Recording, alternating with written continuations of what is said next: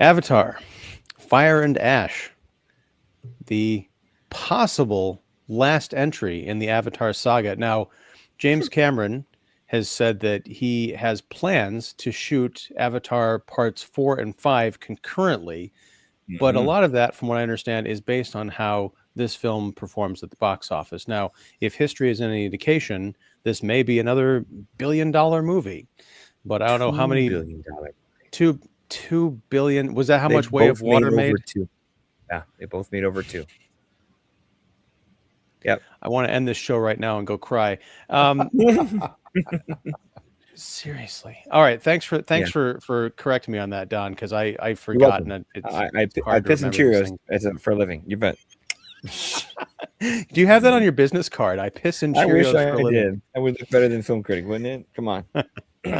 Well, so yeah, if this movie makes north of 2 billion, we might get Avatar 4 and 5 in the future.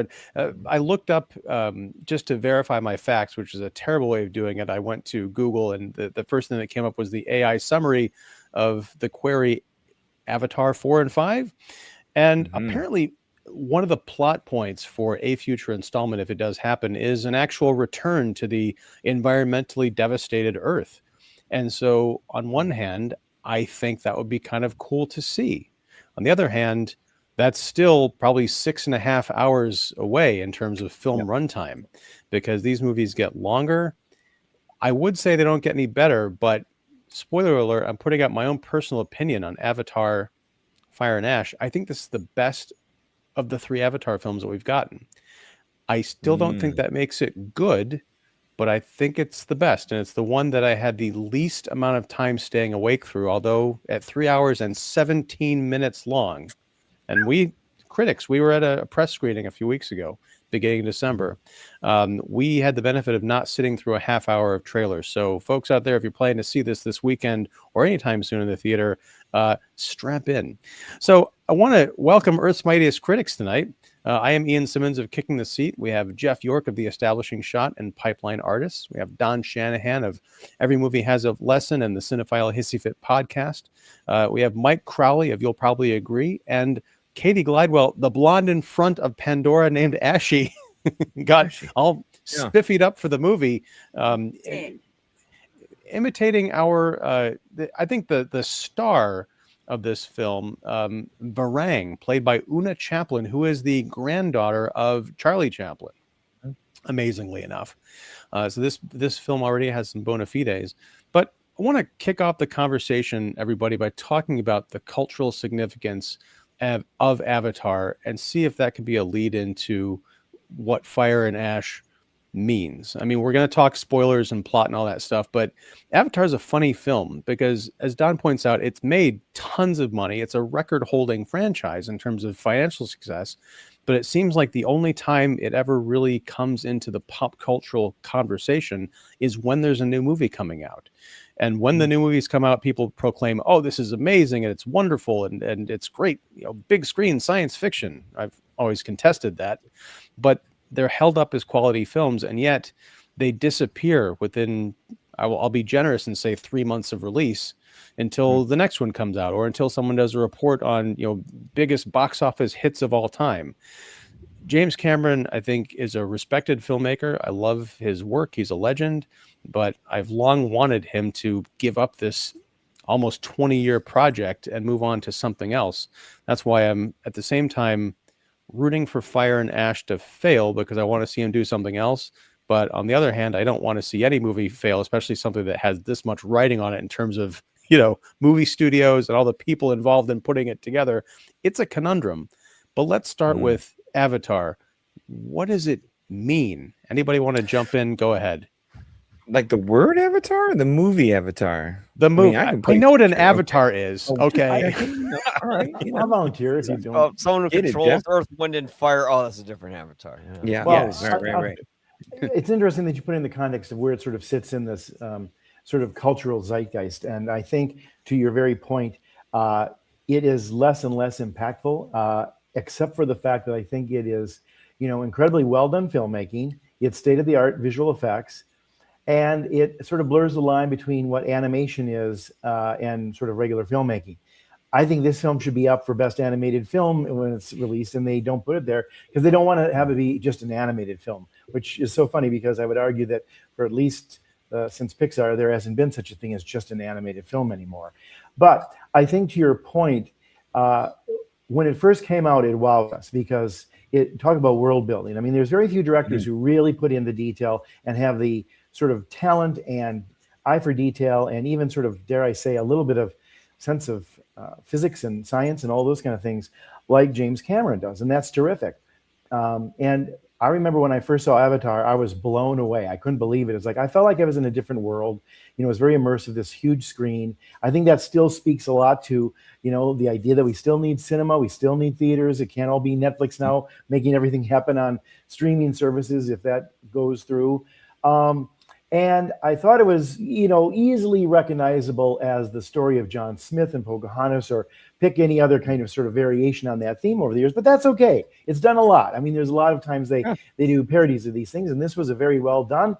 And, you know, he was making a point about, you know, one with the earth. And so there was that kind of stuff for the people who are thinking of global warming. And that was very popular as a topic then.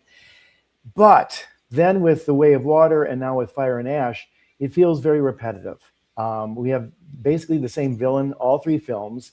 And, you know, he comes back as an avatar in the last one, and he's still back as an avatar in this one. It's like, can we find a new villain? And yeah, we've got Varang and the Ash people, but, you know, it's sort of half a sick, whatever the hell, you know, that phrase is. I think it's six of one, half a dozen of the other. There you go. And so for me, while I'm sitting there going, wow, this is eye-popping, every penny's on the screen. It's beautiful. I love the animals. I love the plants. It looks, I mean, it would make a great, you know, theme park if you could do it. I don't know if you could. I don't think you really could. But if you could do some sort of a 3D immersive thing where it surrounds you, and maybe that's where, you know, technology takes us next, so be it. But I find that, to your very point, Ian, the films are becoming less and less important because they feel repetitious. They don't really forge a lot of new ground. I'm not even sure that the special effects are demonstrably that much better than they were how many years ago when the first one came out. The people all look the same except for different coloring and, you know, a little bit of different context where they are. Well, these people are in water, and these people seem to like to live amongst, you know, burned foliage. But, you know, we still have the military. We still have this, you know, sort of clueless American, you know, business racket that's trying to, you know, strip mine the planet, and it's all been there, done that for me. I mean, I feel like this is very, very much something that I've seen before. And the last 3 hours and to wait all these years between it, I mean, I wish it was almost like Star Trek or something where there was different people coming onto the planet, or a different planet that was nearby that was arguing with the Na'vi, and they had to fight them or something. So, you know, the bad people have to get them somehow combine with the Na'vi and make a stand or something. But it just feels like I've seen this movie over and over, and now a third time again. Well, one thing I want to pick up on is the novelty of the special effects, because I too was very much taken with the visual appeal of the first Avatar. But, you know, that movie was mercifully short at 2 hours and 42 minutes, right? But I very quickly, once I realized what James Cameron was saying with the movie, and that it wasn't very complex, it was a very simple story that could have been told in an hour and a half, I got bored very quickly. But the one thing that really struck me was the idea of the fireflies, the little like lights that would kind of, it was a 3D experience for sure, but it was a unique one in that you really felt like there were like little fireflies flitting around your head, and I saw people reaching out to grab them. But I didn't have that experience with this movie, or certainly with The Way of Water. There was no kind of like, I hate to use the word gimmick, but perhaps innovation is better. Like, what is different about this? Or is it just, I'm spending more time in this world? And for me, that wasn't quite enough. Although I will say, because I still think this is the best movie of the three, and we'll get into those stories, I think there was a little bit of what you were looking for, Jeff, in this story with the Ash people. Because instead of this just being, okay, now there's Na'vi living near volcanoes, that's true, but they are also at odds with the other tribes that we've seen before and actually team up with Quaritch, and who is kind of a de facto Na'vi now, and the military industrial interests at hand. The problem, I think, and again, spoilers at the bottom, is the really interesting story and character dynamics that we get in the middle of the film are sacrificed to, as with the other two films before it, an hour-long battle of we just got to blow stuff up and send the bad guys packing. Yeah. But I'm getting ahead of myself. Who else wants to jump in? Well, take that hill, Mike. I remember I gave my reaction to the movie on social media, and immediately people started hurling personal insults at me. No. But I know I've made it then. That's how you know you've made it. Yeah. So I'll take it as a badge of honor. Yeah. Hell yeah. Were you saying that you liked it? Is that Shades of Don and Toy Story 4, wasn't it, Don? Can't wait till 5, guys. Can't wait till 5. Oh boy. That's still one of my favorite stories, even though it's kind of a sad one, but it's funny. Yeah. So here's the thing with Avatar is, and it's gonna, I think a lot of us are gonna be saying the same thing, which is it's like the same exact movie for the third time almost. You have the evil military American settlers. They want to come and colonize Pandora, and you have Jake Sully who's become one of the Na'vi and wants to defend the Na'vi. He does that in the first one, becomes one of them, defends them. And the second one, Myles Quaritch is back again for some reason, and everyone has to defend themselves against him, and they stop him with the exception of one casualty. In the third movie, the military comes again, and they got to stop him again. And if you take all that storytelling, all that 3.5 hours, trim out like those 10-minute long sequences of people blowing stuff up or rolling around in the grass, and you maybe have like an 1.5-hour movie. But if Martin Scorsese compared movie to theme park rides and he compared it to Marvel films, this would have been a better example, where you had the first movie that told its story and it could have stayed there, but it keeps going, and it's more about, and I appreciate the fact that Cameron is actually having people put their butts in seats, especially when the theatrical experience is sort of on the wire now. But at the same time, it's not that great a movie. It's a great experience. It's fun, but once you kind of get over the fact that you're on like a 3-hour ride, how much of the movie do you really remember? And when I rewatched the second one, I'm like, man, I don't remember anything outside of the Tarzan kid and then like one of the main characters dying. Like the rest of it was just, oh, here's another scene where they're swimming around with fish. Oh, here's these people from this random tribe who trust Jake, although he brought nothing but death and destruction to their village. But they're like, you're cool, we'll keep you. So when I see this, I'm just going, well, I'm watching the third movie again, and James Cameron can do a lot better. Maybe not go back to Terminator, because we saw what happened in the first few seconds of Terminator Dark Fate. So come up with something new, James. Mike, I don't know if you were there for the Dark Fate screening. It was either Dark Fate or Genesis, but he did a little pre-movie announcement saying that was the film that he would have made as Terminator 3 if he had come back. So that was Genesis. And then he's like, oh, Genesis, no, I didn't mean that. And then Dark Fate comes out, and then it'll go again like, oh, I didn't mean that. I don't know. The third time's a charm.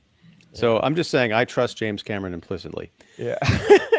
let me kind of this is gonna be an evening full of diversions. I apologize, but if each of them had been half of their runtime, so if these had been tidy 1.5-hour movies, do you think that would have alleviated some of our problems with them just because they're so damn long and repetitive, or would have just highlighted, yeah, I just watched this, before? Would have been easier to dismiss them if they were shorter. It would have been easier to sit through. Right. And I mean, then it's making more money because you can turn over the theater 3 more times a day. But no, I think it depends on what you want out of James Cameron. Some people, I think, don't mind. I was probably one of them, where the second, I appreciated the first movie a lot because I'm a Dances with Wolves Fern Gully guy, where like that story works every time. I'm down for it, you know. And to tell it in a unique visual way, I was all for it. You know, 5-star, fantastic movie. Second one, I didn't mind because they gave a passage of time that gave you a little something different by having him be a family man, having different threats kind of return. I didn't need Quaritch to be that threat, but just like a different medium with the water. And James Cameron's an expert at water, so that was a blast. But by the time you get here, I'm echoing what Jeff and Mike have already said, where, to go back to the same villain, well, it's just not helpful. And then to spend this much time doing so when you're talking about running time and all that, because if you shave off every human thing in this movie and you have an hour and a half of just Varang versus Jake, and just the like Jeff said, the warring factions within your own planet, like the human stuff is gone, or maybe they're just sidelined for this movie, and maybe that's your credit busting cliffhanger. This is like, oh shit, they're back, and we just fought this horrible battle against the Ash people. What are we going to do? But if you can sideline the human stuff and just do the Varang stuff, you have a different movie, and a tighter one, because everything about what she's doing is so much more compelling because it's a little different than the thing we've already seen.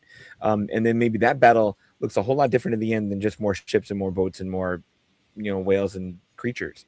So I don't mind. Again, it depends on what you're looking for. Like if you don't mind swimming around and just, being dazzled a little bit, Way of Water has you there and puts you there, and you spend a lot of time there. You can still shorten things up for sure, but just depends on what James Cameron you're looking for.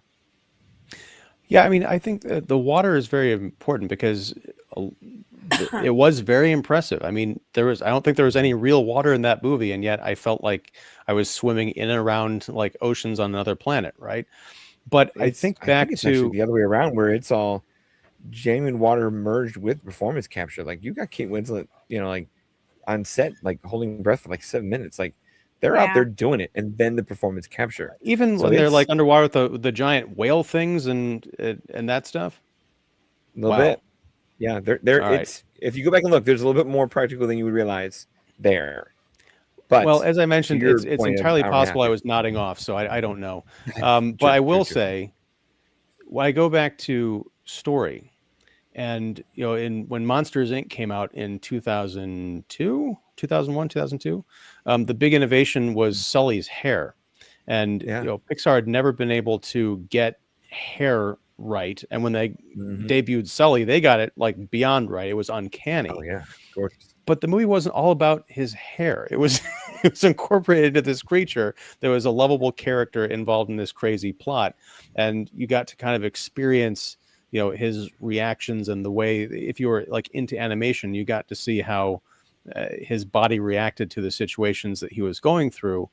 But there was also a compelling story and a lot of comedy and heart in that.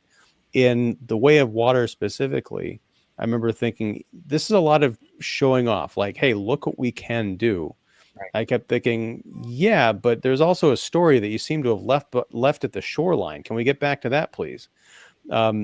So that's kind of, and there's a lot of that repeated here. This is almost like a greatest hits of Avatar, where we get some of the jungle stuff, we get a little, more than a little bit of the water, and then we get to the ash part.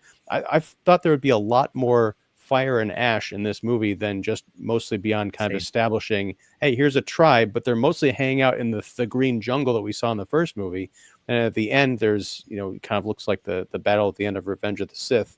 With one of the most questionable character decisions that I've ever seen in a film, which we'll get back to, and involves our Quaritch character. But before we get to that, Katie, I know that you have a differing opinion from the rest of the panel, and I also know, based on the conversation we had after the screening, that this movie made you feel a certain way, and I'm not going to deny that it didn't kind of grab me in a similar sense. And I still, after a week, don't know how I feel about it. I think I need some therapy, but please. Yeah, no, I'm listening to you guys saying this is the same film and whatnot, and I would very much disagree. I think this is a film about revenge and avenging the loss of a child. It's about parents mourning the child in different ways, going from the traditional to Jake doing it in his way and his wife doing it in the way of the Na'vi. And then while you have this, you have both of these like main tribes that think that they have won small bits, but time has passed, and you have the the Earthlings, I guess they are the aliens that are coming in and are doing even more destruction now. And then when Spider ends up having the way that he can actually breathe the air, that is one of, it's like we've had the things with like the stuff with the whales and killing them, and seeing what the humans have done to the whales once they get what they do, and just completely destroying, and it's just grotesque. But then when you have this aspect, if they can figure out how to breathe the air, then Pandora is gone and it's going to be lost forever. I have told people about this film since I watched it. They asked me what I thought of it, and I was like, it is a visual orgasm. Like from the second you start, it is a roller coaster. Those 3D glasses. I know they didn't have the little bright things, but I just wanted to touch everything. Like that from the get-go. James Cameron, kiss to him for sucking you in and like letting you know, we are here. This is the way it's going to be. Hold on to your butts because we're going to have a grand old time. I like the kids are trying to redeem themselves. You know, the second son who is feeling like very much like a second son and having the guilt of the death of his brother. I think the youngest daughter kind of is wasted, and I don't know what they need to do with her to make, because I feel like she just cries in the corner for, that is the one thing I will give you guys. Like the main thing that's very much alike, that little girl cries in the corner in both these last two films. That's basically all she does. And then you have Sigourney Weaver's Na'vi avatar, who is trying to figure out who she is, how she was born from the avatar of a dead woman, and yet is so much in contact and connected with the world and whatnot. But yeah, let's get to the thing that confused the F out of me. Again, we've talked about this. This is 3 movies. These are 3, a good 7 hours, 8, 9 hours of your life. Creeping up on 10. Yeah, going on 10. I do think that Una O'Neill's character, Varang, is an amazing antagonist, like visually striking, and just everything about her is phenomenal. But then when Quaritch goes to the camp for the Fire and Ash people, as we've stated, Oh, did you freeze or is that me? Katie froze. You're still good. Mike's still good. Don's still good. Oh no, yeah. Katie, come back. Well, no, yeah, she can make an avatar of herself. Well, I will until she comes back. I will kind of step in because we have the same concern. Varang, I think, is hot. Now, say it, man. Here we go. There's something. It sounds strange. I'm a happily married man, and I don't have a thing for cartoon characters generally. But there is something about this character that is so well. I mean, Jessica Rabbit, man. Yeah, sure. But it's possibly because she doesn't look quite like the. Okay, Katie dropped out. She'll probably be back in a second. I'll look out for her. But she doesn't look like the other Na'vi. She's got this big kind of regal headdress. She is very much a mystic character, and she's unlike the other Na'vi that we've encountered. She's kind of dark and powerful and wise in a way that seems witchy, but in a way that doesn't. It kind of goes against the we're all kind of one people and one with the earth kind of a thing. There's something deeper going on there. And maybe I'm attracted to her personality and her vibe more than I am physically, but there is something very strange and alluring about the way that she comes off. And when she and Quaritch get together, there's a good 20-minute stretch of the film, I feel like, where they are kind of sorting each other out to like, hey, I'm into power. Hey, I'm into power too. I like guns. I like the dark arts. Let's get together. And during that entire stretch, I kept thinking, if we spent the next hour and a half just with these two doing a bizarre Bonnie and Clyde trip through Pandora, I would be so happy. Jake and Neytiri, who forget about them kids, Power but couple. And they really are. It's a very strange thing, and it's unlike anything else that's in the other movies. And I think that's what makes it strong. But Can I ask you this, Ian? Yeah. I mean, and I don't disagree with anything you've said. I think that's the best part of the movie, and even believe it or not, Quaritch in that capacity, I think, comes off far more interesting than he probably has every right to be, knowing that this is the third time that they've tried to shove this villain down our throats. But taking a page from Star Trek or Babylon 5 or some of those other things, imagine if that was not a Na'vi. Imagine if it wasn't Quaritch. Just have somebody else from a different planet who's interested in trading with the planet in a different with Pandora. If there are other planets out there, bring in that character who maybe is the new Quaritch, and maybe he's not such a militaristic villain, but maybe he's more desperate for the things to keep his planet alive. Those kind of things, like the premise of V back in the day. Or I think what you're saying is a great idea, and I just wish somebody was there to say to James Cameron, let's not make it so much the same characters all the time, because I think you're in an interesting world where there can be some differences. But I have to say, the military hardware, the same battles, the same people who come back from the last movie, and they're battling this one, albeit without an arm, or as a new and improved Avatar. I just think that's lazy writing, because it's like they haven't thought about what else they can do with it. I think if you were writing that in any creative writing class, your teacher would say, you wrote that last semester. What else do you got? Can you give me a different character? What's crazy is we're out in the world, we're out in the galaxy with different planets. Show me a different, instigator or an interloper or something.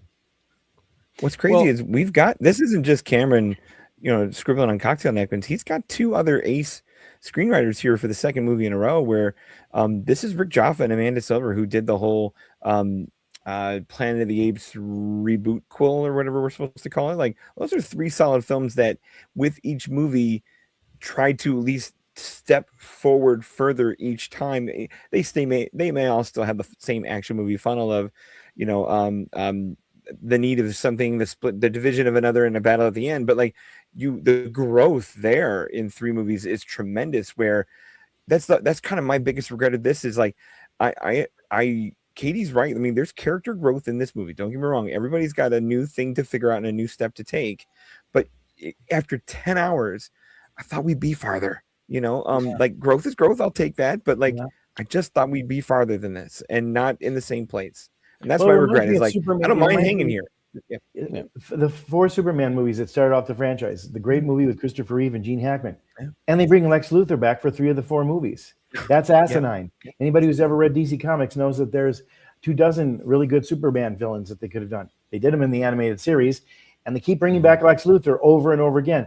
There's other villains. Why do they bring back the same villains? I just find that even the Batman TV series in 66 to 68 didn't bring back Joker 4 times a year. He brought him back twice, Yeah. Well, I think now, and Kate, I want to get back to with the technical difficulties. I kind of stepped in to mention the Quaritch Varang love affair that I think kind of got both of us in the feels in a very strange way. There she goes. All there the she goes. hotness. All my that. goodness. Smoke and ash and sweat and glistening and thoughts and stuff. And Did it get you over tails mingling? Did it get you over the alphabet sweater, Katie? No. You like that one a lot. I did like the lovemaking sweater. That is a good sweater. Yeah. It is a good sweater. Here's a wicked question. Going back to our show from a few weeks ago, step away from the fire and ash. Is it Elphaba or is it Elphaba? Elphaba. Now, here's the reason I ask. Because in the novel, and Jeff, you would know this, Fiyero, who is the love interest, and not this Bach nonsense, he refers to her, one of his nicknames for her is Faye. Yeah. So what's going on here? Anyway, we'll get back to Avatar. I'm kind of in agreement with you, Jeff, although I think that you don't need to introduce another species, I think the Quaritch angle can work, and it can work with the ingredients that are in this movie. Katie, you're absolutely right. I think my frustration is that there is a lot new in here in terms of the characters and the ideas that we get early on. But the problem is all of that stuff gets shoved aside so we can have another hour plus long battle at the end. Right. Because with Quaritch, his character arc in this film is he keeps trying to capture Jake Sully, even though that mission is completely pointless. He's like, it's kind of his code. He's like, there's the code hero. He's the code villain. He's like, I was sent out here. I think he said 26 trillion miles from Earth or whatever to get this guy, and I'm going to get him. Although that wasn't really his mandate because Jake Sully was part of his crew initially. So whatever, put that aside. But Sully and Quaritch have run-ins throughout this movie, and Sully is trying to convince him, like, look, you're kind of one of us now. You're of the Na'vi people, and you need to see with new eyes. I think would have been fascinating is if he had seen with new eyes, but seen through the eyes of Varang and the Ash tribe, so that you have a giant, you can have that hour-long battle at the end, but to Jeff's point, sideline the military completely. Have them decide after the second movie, pack up and go home. Maybe they come back for the fourth movie with reinforcements or something, but have a giant intertribal battle between the water people, the jungle people, and the volcano people. And maybe even Quaritch has some of that technology, because there was a very interesting scene in the forest where he's showing this high-tech, high-powered weaponry to the Ash tribe, and they're, you know, it is very kind of aliens in a sort of way, but it's kind of fascinating stuff. The idea of introducing these sophisticated weapons to a tribe that is all about, like, you know, spears and, you know, kind of innovating with environmental weapons and seeing what that can do. I think they needed to push all the premises that they introduce in this movie much farther, but this is all supposed to be a 4-quadrant-ish popcorn blockbuster movie. So it's like, yeah, here's some story ideas, but it's not really about that. The James Cameron that I grew up knowing, loving, and respecting blended all that together. So there's brains along with the popcorn, which sounds disgusting. Katie, sorry, go ahead. Well, no, and you know, going farther with these films, like, we already have like earth, or already have like soil, we already have water, now we have fire, but they kind of gave away a little bit regarding the tribes that are in the air, and I thought that was, it's like, why are you doing this? It's supposed to, I do agree that I feel like if they really should have focused more on the fire and ash people, or whatever that tribe is, and, you know, going along with their grievances and the way, because it's like, it seems like each one of them are very angry because when the world they have, and, you know, everything is supposed to be connected, it gives back and all that, but it didn't give back to them, and their each one of their families, or for some reason they hate Amwe or Miwa, or I forget what the name is. There's so many. The spirit, the plant spirit god, female spirit of Iwa. It's like they like, especially Varang, like, despises her. It's like, because when you needed when she needed her, it's like she did not come, and she had to suffer for that. But yeah, let's get back to the hotness. I did not expect that. I, again, you know, we've talked about it. It's the third film. When Quaritch comes to that fire and ash, and he's like walking, and he's got his vest, but then he takes off his vest, and he's like all sweaty and glistening, and, get it, girl, you know, with his short hair and his abs and stuff. And did you notice the shape of the teepee that they went into? How the flaps were sort of aligned there. It's like, good God. And then inner flap and outer flaps. Very not subtle. They don't sell that at REI. Very not subtle. All I know is that I was like, I don't understand what I'm feeling right now. I know these are, you know, CGI creatures, but what is happening? And then at the post-coital scene that's in the tent, it's like, could we may have explored that a little bit? It's like, again, Right. what am I talking about? Where is this coming from?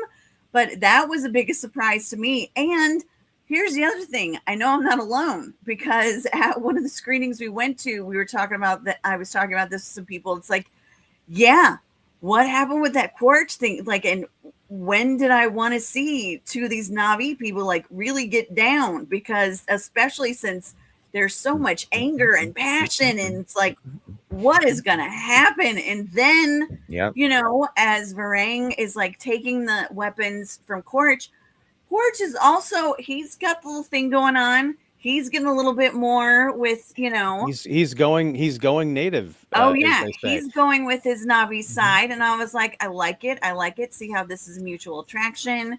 You're working off each other. Now I'm liking this more, and I'm like, why? I'm really, really attracted to these antagonists right now. It's like I'm a little bit. I mean, I liked it. I did not hate that at all. That was actually one of my favorite parts of the film. But yeah, anyone asks me about this film, I say the storyline is very convoluted. There's like 6 different side stories going on, maybe, possibly 8. It almost felt like the 6th season of True Blood. It's like there's too much. There's a lot. There's a lot going on. But visually, it's like, just shut it out. Just watch it, and it is an orgasm. I loved every second on that screen. Like, it amazes me what humans can do. I love the fact that, I mean, again, this is a third. I know you guys say it's a lot, but I still think there are so many new visuals in this film, and that's what makes it, like, honestly, the most captivating of the avatars. And I would recommend people seeing it specifically for that. Just once, maybe not twice. You don't need to go twice, but sure. Yeah. Well, as far as, I mean, again, aside from the volcano kind of setting and the look of the ash people, and maybe the digital effects have evolved slightly. Like, I know the Na'vi look slightly different. They look better than they did, you know, in 2009. I mean, how could they not? Because Cameron and his team are constantly working to evolve the technology. They do look more realistic. But as far as that visual sense of wonder, I'm not seeing a lot new in here. It's like a VFX snowball. I'm seeing stuff from the first movie and the second movie, and a little bit new from this one, but not enough to the point where I can sit there for 3 hours and 17 minutes and be invested in the way that I would have been if this had been, you know, an hour and a half shorter. And my biggest issue, and I think it's a crime, honestly, especially if we don't get a 4th movie. Now, I know Varang, she gets away at the end, and possibly Quaritch too, because they do that ridiculous thing where he's falling into the lava fire and like, oh, I guess he's dead. But then they show the close-up of him like falling again, but you never actually see him burn up. So it's like he could come back somehow. Right. But with Varang, he's going to come back. I think that well, was if they do 4 or 5. Cynical. Right. But the thing with Varang is she goes from being this mysterious half of a powerhouse couple from hell and being very smart and cunning and able to get Quaritch wrapped around her finger, to the moment that battle happens, that hour-long fight at the end, she just becomes screeching knife woman. I don't think she has any dialogue in that last hour of the film. She's just going around hissing. Like, she and Neytiri are hissing at each other. Everyone's hissing and wielding knives and weapons and stuff, but it's like the character is gone. She might as well have been the silent tribes person number 6 in that whole thing leading up to it. It was just so disappointing. And I do want to talk about what happens with Quaritch, because I think that's another crime. They took the 2 most interesting characters out of this whole thing and just nerfed them. At the end, when Quaritch and Jake Sully and Spider, who is Quaritch's human son, who has kind of been adopted by the Na'vi, by Jake Sully's family, and he's kind of very much against his father and what his father stands for, but they have all survived. They're on this floating like lava rock, and then all of a sudden Neytiri and some of the other Na'vi, they jump down and they land on the rock right after the scene where Sully and Quaritch have had what you think is kind of an understanding. I think there's even a line about seeing the world through new eyes. It's like the culmination of that rule of three. And you think, okay, maybe Quaritch is going to join up with the Na'vi, or maybe he's learned something, or if not that, then maybe he's going to go back and maybe talk to the people at the corporation and be like, we have to have at least a different strategy, or this planet's, we have to leave. But no, after that kind of a bonding moment, the moment Neytiri and the other Na'vi land, he says, well, ain't this a bitch? And then he throws himself off the rock. Somebody help me. Yeah. Doesn't he give like double fingers to them too when he goes off the rock? Something like that. I think so. He might. I thought he did. Yeah. Now we know where Spider gets it. But help me out. I feel like I missed a scene or something. Well, it's pulled punches. They don't end it. They don't have. It is exactly. I mean, and that's why I said I think it's fairly cynical. I mean, and I don't think Cameron is necessarily a cynical filmmaker, but I think it's cynical choices throughout this to not end it. We don't have a proper defeat of the the Varang and Quaritch, excuse me. And, so they can live another day. And it just feels cynical that they keep bringing all this stuff back and they don't have the audacity, frankly, to end it or do some other new things with it. I will say this too, Katie. I think you're looking at it with a very sophisticated eye that I don't think most people are going to. I think for me, I didn't bother to go back and look at The Way of Water before, and I felt I was watching the same movie second time. I mean, there's so many beat for beats. I'll bet if you went through a screenwriting class and laid out the basic narratives of all three films, you would find that given 5 or 10 minutes either way, they are exactly the same. And that to me is cynical because you've got this franchise, you've got this expectation, you've got this mastery of your craft. And yes, he can make all these plants and animals seem totally real, and I want to touch them just as Ian and you talked about, and you can even be moved to, sort of feeling it in your bones and various parts of your body.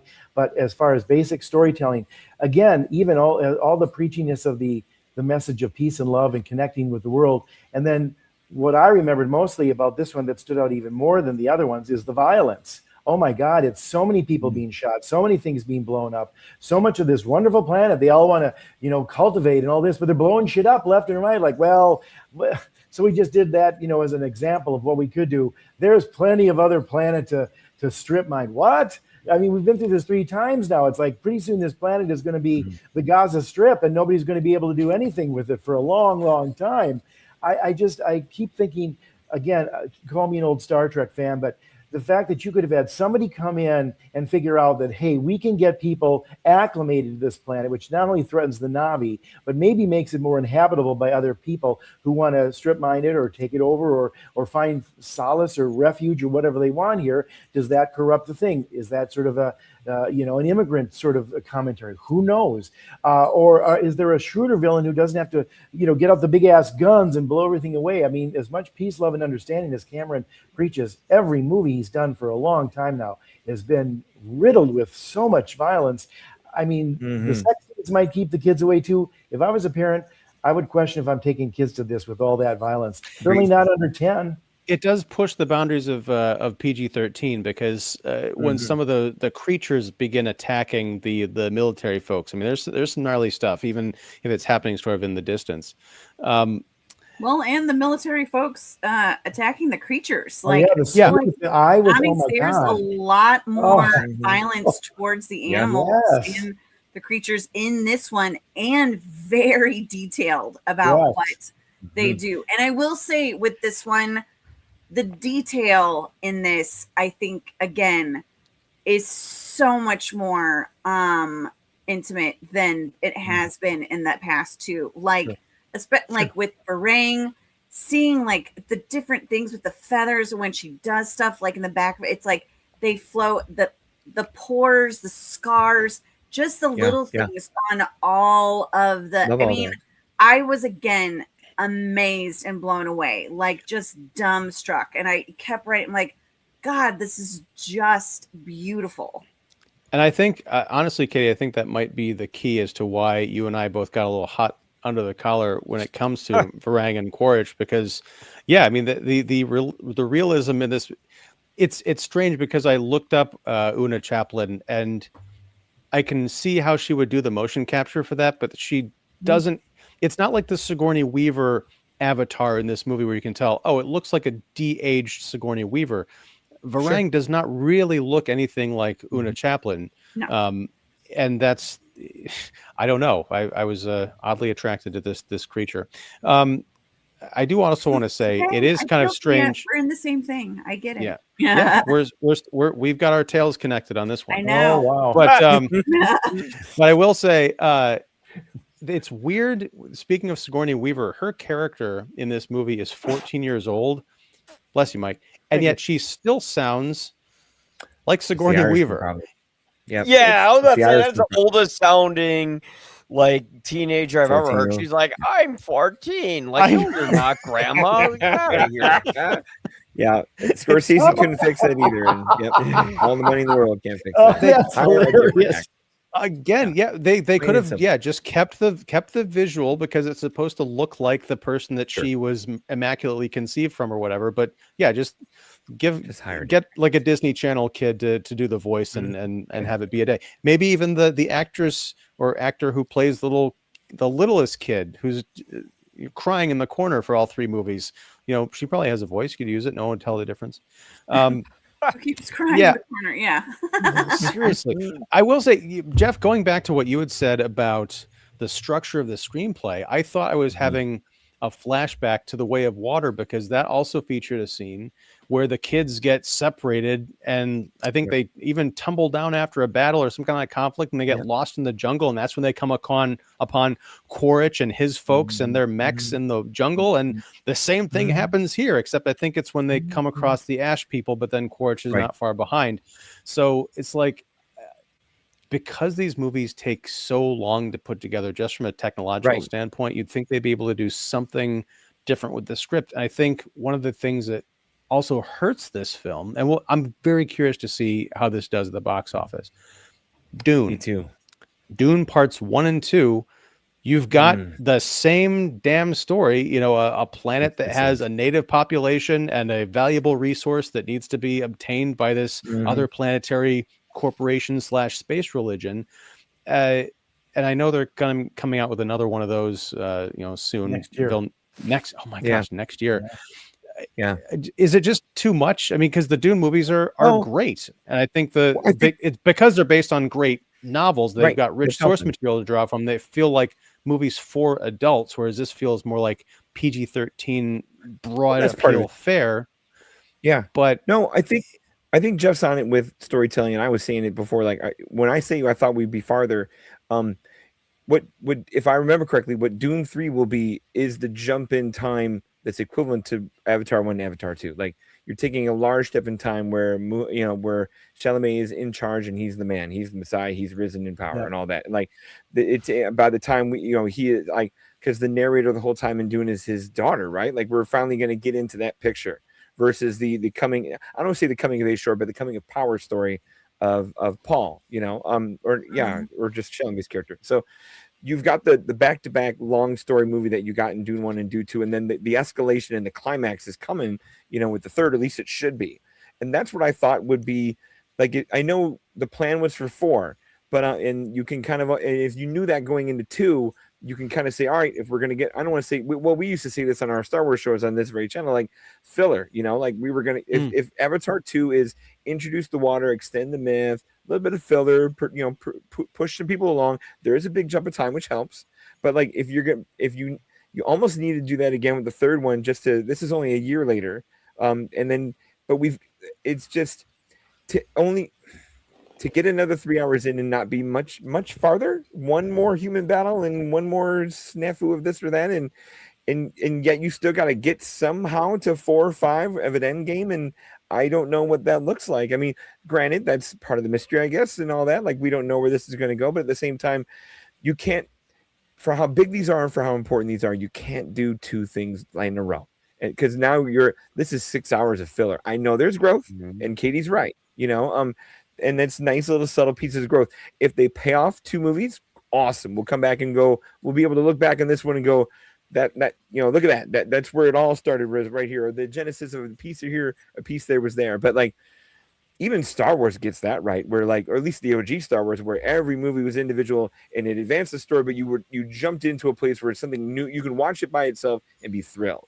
And this one's, and they just moved a little different and fit a little different, but had the grand arc in the mind. And it's just hard to see the grand arc in mind when we're just on a flatline line here. Yeah. The most unfortunate thing with this movie is they actually do explore some interesting ideas. There's this one great scene where Sully and his wife are speaking about, their deceased son and how they're trying to process it and deal with it. And I'm like, oh, that's really interesting. And then they go back to more action scenes. Yeah. And then there's the whole plot line where they don't know what they're going to do with Spider or not, because he could basically spread a whole pandemic. And I'm like, oh man, if only they killed him, that would have been interesting. But they don't really go with that. And they're like, no, just blow more stuff up. And that's what really kind of like brings me back, because like Cameron's able to tell more of a story. And James Cameron is a guy who makes very basic stories, very basic films, but he's the best at it. He made like one of the best romantic stories with Titanic, arguably. He made one of the best action films with Terminator. And he did a great thing by having the first one be a horror film and then the second one be an action film. And then he kind of does the reverse with Aliens, although he didn't direct the first one. I'd like to see Avatar do something like that. Do something thematically different. Have your Empire Strikes Back. Have your episode where the bad guys win. Not just, we stopped them again. Woohoo. Let's go fight another good day. I honestly thought that's where this movie was going, because it's a harrowing battle at the end for a bit there. Well, but I'm just saying the middle section with the Quaritch and Varang coupling and what that could potentially mean for the rest of the tribes on Pandora. I thought, okay, maybe this is actually going somewhere and they're not going to devolve into an hour-long fight. But they did. And one thing that we haven't really talked about is, we mentioned at the top of the show that this movie could determine whether or not there is a 4 or 5, depending on success. But Cameron hedges his bets by putting a nice tidy bow on the end of this film. It does feel like the end of a trilogy. So the next one will be the start of something new, but how daring would it have been, not knowing if there was going to be a 4 or a 5, but to put an Empire Strikes Back style cliffhanger where maybe Quaritch and Varang, they commandeer the military complex and they take ships and they like leave, or they do something, or they kill half the Na'vi tribe that we know, and they're on the run, and there's the dominant force because you've got the witchcraft obsessed natives with the military force, and now they are a more dangerous threat than either. I don't want to Awa versus the witch, all that. Jeff's right, pull punches. I also don't want to sound dismissive. I mean, this is Cameron's vision, and if this is how he's going, I agree with all of you. I mean, at one point, Quaritch seems to be turning, like, well, what is all this doing for us, but then it kind of reverts back, or, like you said, they turn Varang into just this sort of hissing, sort of beast towards the end, as opposed to being as smart and kind of shrewd as she is and sort of plotting all this and that kind of stuff. I also have to say, and this just dawned on me as I'm listening to all you guys talk and say very smart things, and I know this sounds a little simplistic, but there's also not much sense of Avatar anymore in this. Because the entire premise of the first movie was the idea that in order to become and understand the Na'vi, they had to go into these avatars where they became like them. And there was that whole thing about, Jake as he's in a wheelchair, so he can now run. And that was very, there's no Avatar left anymore in this. I mean, it's the name of it. But I mean, again, and I'm not trying to rewrite this movie and saying I could do a better job in creative screenwriting or whatever, but imagine if somebody else came in from another planet that's nearby, interested in whatever the hell they might get out of it, the resources or whatever, but they had to do an Avatar thing before they could understand it and get it to, or even the villain sort of having to become the Avatar in the second film. He's sort of forgotten all that and still sort of back to his vicious ways here. I don't know. It seems along the line somewhere, while it's all this incredible detail and it's more human and sensual and fascinating and immersive, some of the core tenets of that very first idea of this elevator pitch, if you will, have been way left behind. Right. I mean, that's why I like the first one the most. Yeah. Well, the first one I think is way too simple a story. I think kind of what you're saying, Don, like over the arc of this entire thing, I feel like we should have been able to look back now and say that movie was not as weak. I know you really like it, but just right. People keep calling it Fern Gully, you know, with giant 9-foot tall Smurfs or whatever. Dances with Wolves in Space. That's what I always called it. Yeah, I'm down for that, you know. But yeah, Pocahontas. Yes, tell us the story in a new way. I'm no problem. For those who know their history. Oh my gosh, I just completely lost my train of thought. It'll come back to me. You were talking about maybe missing the Avatar stuff, or yes, sorry. In the car ride back after this screening, I think Katie, we were talking to Fowley about this, or maybe I was talking to you, Jeff. I've had a couple of conversations about this movie since, but the Avatar point to your, as you mentioned so astutely, Jeff, we've lost that plot, but also unobtainium. That hasn't been mentioned in 2 movies. That was the thing they were coming down to the planet to get. Right. Also, I don't think the name Pandora was even mentioned in this movie. There's no sense of the corporation or the colonial marines or whatever they're supposed to be. They've been on this planet for years now, and they keep getting their asses handed to them by these natives. There's no sense of like, hey, we called for reinforcements, or there's no sense of we tried calling for reinforcements, but we were denied, or the trip's going to take too long or whatever. But you'd think by this time, when they're stuck in this Nam-like quagmire, someone back home would have taken notice and said, okay, we're just going to send all the fleets. Or we're going to recall you and say, hey, come back. It's not worth it anymore because we've lost $1 trillion in assets or something. Well, but this, or find another way to get in there and make friends with them, you know, because the militaristic destruction isn't working. Well, I think this is something that you kind of mentioned or hinted at, Jeff, is the idea of another alien race. What if it turns out, this is almost like a Skrull thing from the Marvel comics. What if it turns out that there is a whole tribe of Na'vi that are actually avatars from another contingent? And that causes some kind of a civil strife. You mentioned a mastermind, someone pulling strings. Maybe that could have been Varang. I don't know. We are rewriting the movie here, but I think it's because what we do have, there's a lot of potential here. But Cameron and the screenwriters, for whatever reason, whether I don't even want to say it's a mandate, because this is kind of like they're laying the $2 billion egg. They can do whatever they want with this story, and they're just choosing not to. Katie, jump in. You want to say something? Yes, before my computer craps out again. Looks like I'm going to have to get a new laptop, boys. You know, Santa, come on, give me some stuff. But one of the things, as I said, you know, with the movie, you know, moving forward in different relationships and all that stuff, it also keeps retracting to that stupid stuff with Giovanni Ribisi and his character in the corporation. And it's like, look, is it corporate? Is it military? I get why you guys need to work together, but at some point, one of you guys, the pissing match is going to, and usually it's the corporation because they're the ones who control the money. And this is me, because I don't know about you guys, but when the guy who lost the arm that was killing all the whales, when Jermaine Clement's character was like, what are you doing? It's like, we need to turn around. Or no, it wasn't even him. It was one of his like one of the captain guys on the ship. He was like, we need to go around. He's like, I'm not walking away for $100 billion. I don't know if it was you guys, but when I heard him say that, and someone actually suggested something, but when I heard him say $100 billion, I was like, is that it? I mean, Elon Musk is worth over $100 billion now. It's like yawn. But then I was thinking, okay, wait, is this guy supposed to be saying that, you know, if he gets this, that he'll get $100 billion?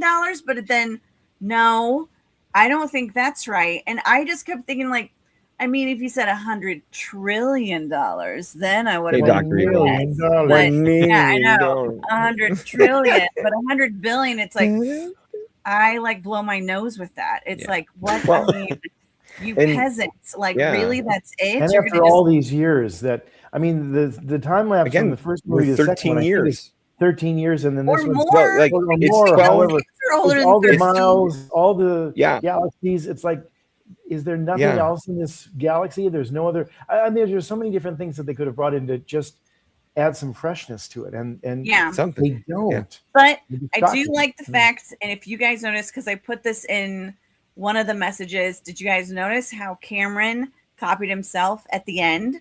And we are talking spoilers when Spider went into his dream state and then saw everybody that that is passed before him and all that stuff. And I was like, why does this look familiar? Why does this? Oh my God, he just did Rose after she died, go in the Titanic, saying hello to everybody.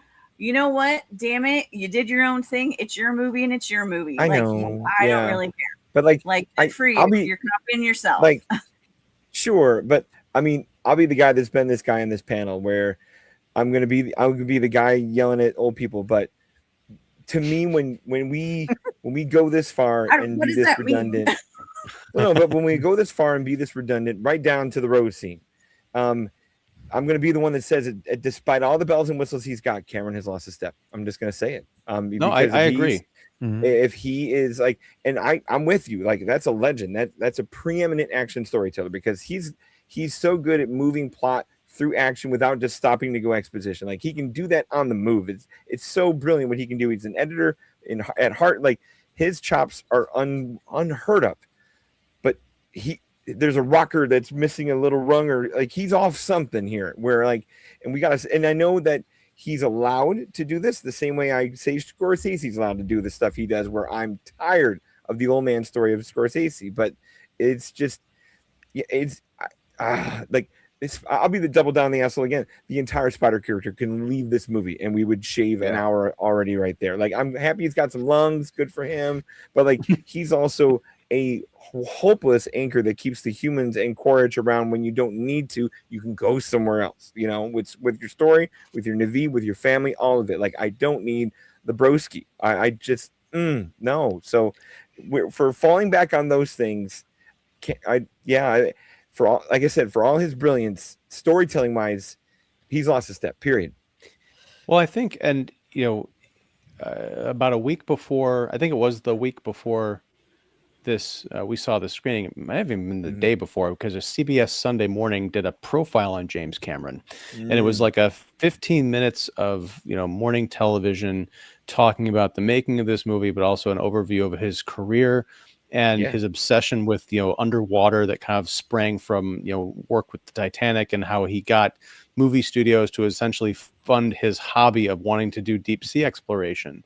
Sure. And it was better than most of the stuff. I would say the end result, it's better than the end result of this movie, because as we've all talked about, there's stuff to like about Fire and Ash and ideas to explore, but I would much rather watch James Cameron talk about underwater exploration or talk about deep space or something like that. When I think it was it wasn't the Titanic, it was that submersible vessel, that tragedy from a couple summers ago, with the billionaire went down below and they lost contact. And hearing him talk about all of the problems and the warning signs leading up to that and what actually happened on that expedition, I want to see him make as morbid as it would be. I want to see him make a documentary about that. And he could. IMAX 3D stuff from decades ago, which I went to go see in a theater, is immersive and submersive and beautiful and full of stories and ideas that just aren't in his fictional films. And it's a puzzle to me. If you want to be that's really like Scorsese. I could watch Scorsese talk about film all day. Like hearing him speak on an obscure French film as if it's the most, like just whatever he picks and whatever he pulls and whatever he talks about is brilliant. I don't want to watch his movies anymore though. Sorry, like I'm having the same feelings. And like started the whole thing with the mask so he could see the actors' faces. Like he's the one who really put that prototype into motion and then used it, and then everyone's using it now because of that. Like it's not only his I tip my hat all the way fascination, but he really is putting stuff forward. And I remember like him talking about the submersibles with the Titanic and stuff like that. He's like, yeah, those guys are idiots. I mean, and the guy was an idiot. Like, I'm surprised more people didn't die, but it's one of those things, like, sort of like Scorsese and Cameron.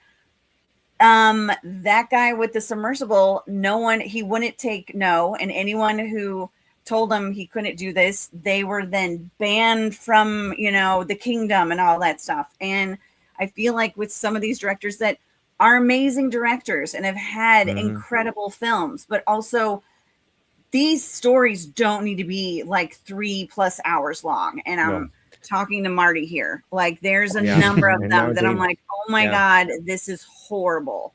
Killers of the effing, let it end already. Yeah. Oh no, I think if there's an opportunity here to almost sound, bullying, but I will say this: I think sometimes with some of these filmmakers who get so humongous, they lose a little bit of the sense of the forest or the trees. Certainly for the basics of plot. To your point about Scorsese, I think Scorsese is still a premier filmmaker, but he could go smaller and tighter, and I think he would be great because so much of his earlier work was small and tight.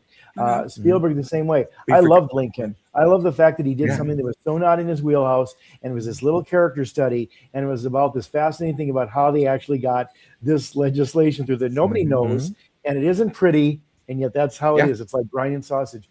With Cameron, he just said in an interview that he thinks his biggest failure is The Abyss, which I disagree completely on, because The Abyss, I think, is one of the most underrated films of maybe the last 40 years. It's so well done. And he does a number of things in it, including that tense scene where Mary Elizabeth Mastrantonio and Ed Harris have to figure out who's going to drown while the other one gets them back and hopefully can revive them.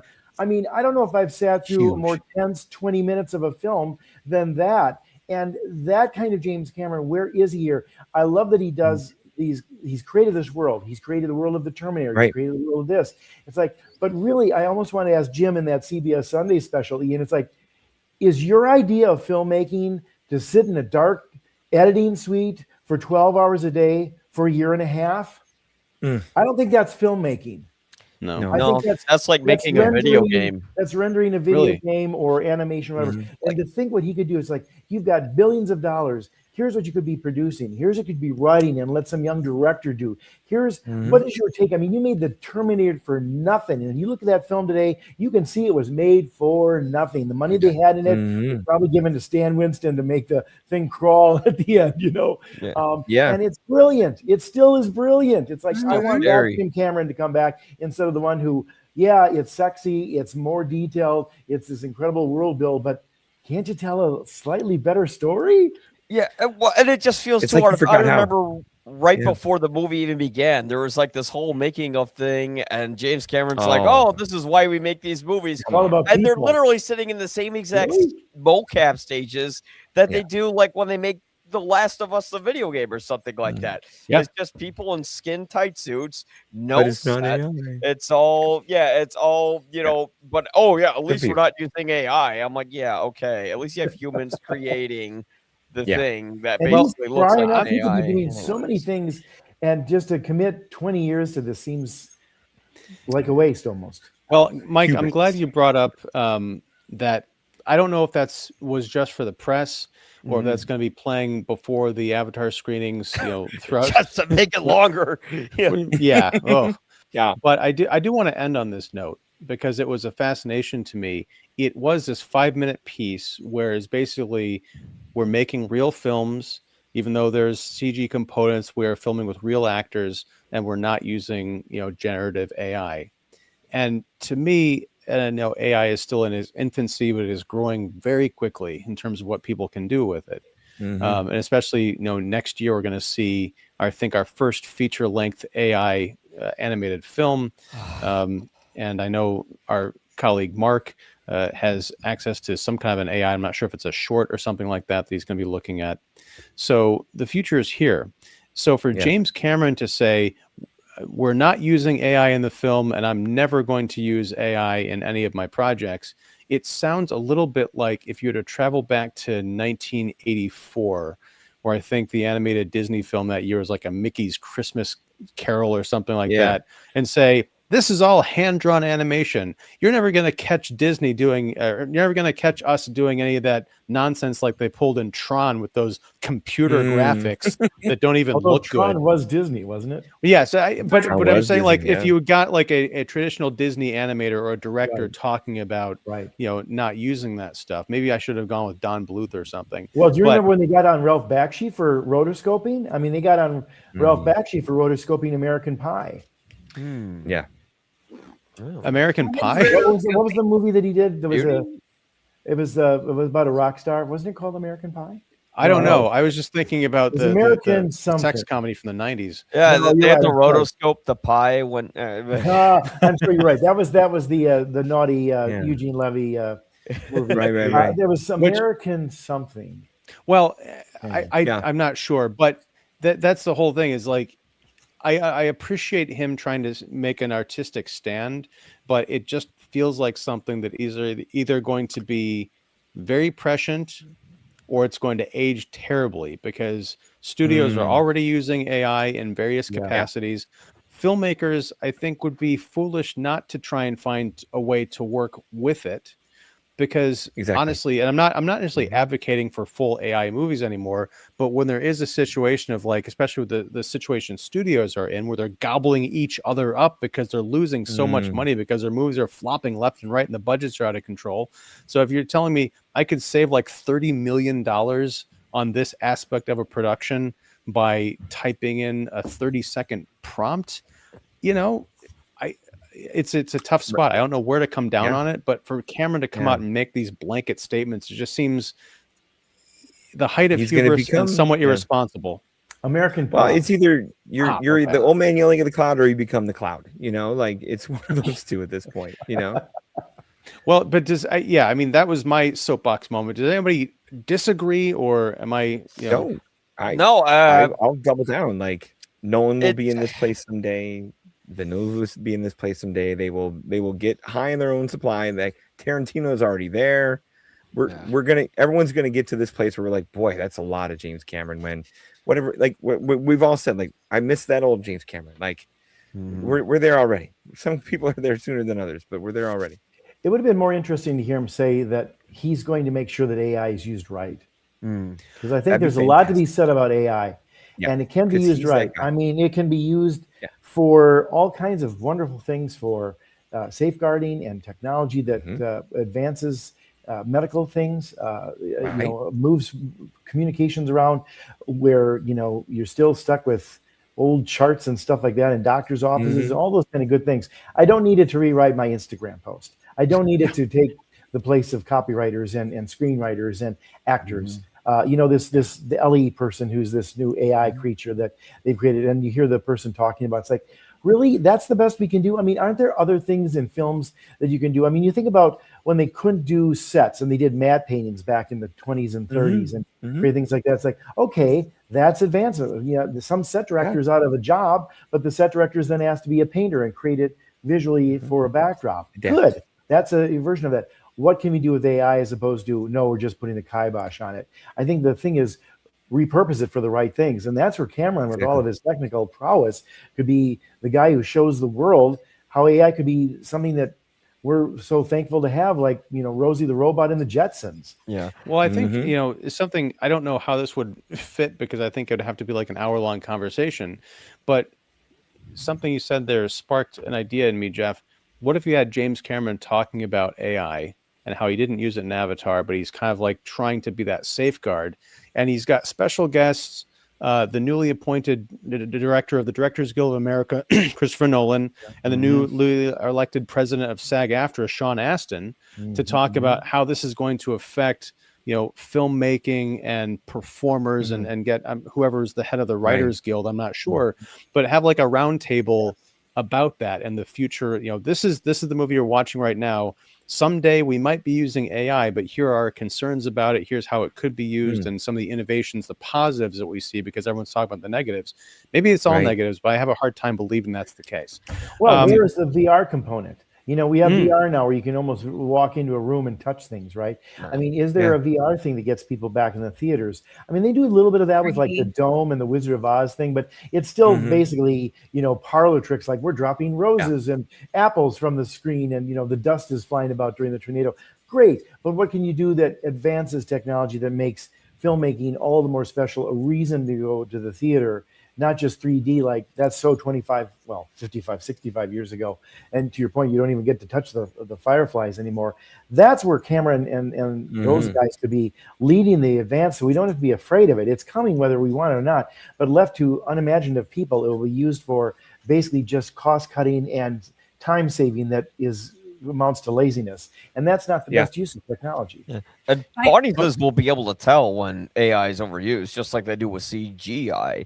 You know, they'll be able to say, "Oh, that looks a little off. That looks a little weird." That, like, AI is just trying to replicate things that humans have created because they put it in the AI.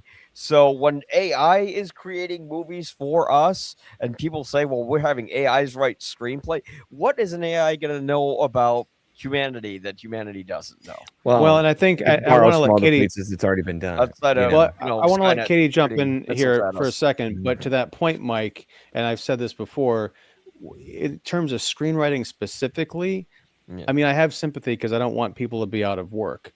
But if the screenwriters who are responsible for the scripts that we've been seeing in the last decade had not been writing slop that might as well have been written by a computer, they wouldn't be concerned for their jobs right now. Sorry, Katie, go ahead. No, you know, when I was saying that what would make it different is 3D, and then Jeff was saying, you know, that, but then fine, what would make it different is experiencing films in 40X. Because honestly, with the wind, the water, that I've gone to 2 40X screenings this year. Some of the best times of my life in a theater, like a actual roller coaster for 2 hours when I saw F1. And then similar to that when I saw Novocaine. I mean, it was incredible. So if that's going to be the new way to go and that's what they have to do, fine, bring it. I want everyone to experience that because it's the best time ever. I would say, Katie, I would caution you, if Avatar Fire and Ash comes to 40X, I wouldn't, if I were you, because I'm certainly not going to do it. I would stay away from it. Well, I mean, remind me not to sit next to either one of you during that. No kidding. I have to get my fan out. Multi-dimensional extra experience. Jeff, you know, McDonald's has Avatar Fire and Ash prizes now. They call them Flappy Meals. What? I love it. That's really clever. Flashback to the 10th. That's anyway, that's wittier than most anything in Fire and Ash, I dare say. Thank you. Well, I am going to thank you all for joining me. I was going to say I'm going to stop this show. That sounds like terrible, but no, I want to thank you all for hanging out and talking about Avatar Fire and Ash. I felt it was important to do this within a week of seeing it, because if we'd waited until close to the release date, I don't know if I would have gotten this many people because we're coming to the holidays, but also the story details and things might have just kind of blown away like so much Ash, which is why we're doing a pre-record, not a live stream. Folks out there, if you watch the live streams regularly for our weekly blockbusters, we love you, we see you, we just can't see you live. But I want to thank all of Earth's Mightiest Critics. Again, I am Ian Simmons of Kicking the Seat. We have Jeff York of the Establishing Shot and Pipeline Artists, Don Shanahan of Every Movie Has a Lesson, Cinephile Hissy Fit Podcast, and too many other things to mention, Mike Crowley of You'll Probably Agree, and the blonde in front, Katie Glidewell. Thank you all so much for hanging out and talking Avatar. I don't know what the next live stream is going to be because I am not in the future, but it'll be something. And maybe Song Blue. Get a little deal in Diamond, a little Wisconsin. Is that coming out after Avatar though? Because remember, we're in the past. This is Christmas. Talking about the future. That's a Christmas weekend movie, or Anaconda. Marty Supreme. There you go. We'll have to do a triple feature. What do those three things have in common? Song Blue, Anaconda, and Marty Supreme. Someone come up with a theme. I'll unify it, and we'll have a 9-hour podcast. It'll be our tribute to Avatar. Anyway, everybody out there, thank you for watching this. If you like this show, please like, subscribe, ring the bell for notifications. Check out all of Earth's Mightiest Critics. Their information is down below. And until next time, whenever that is, whatever that is, thank you very much, and take care.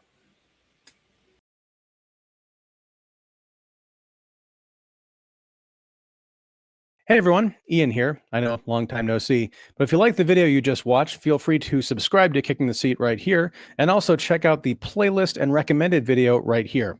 Thanks for watching.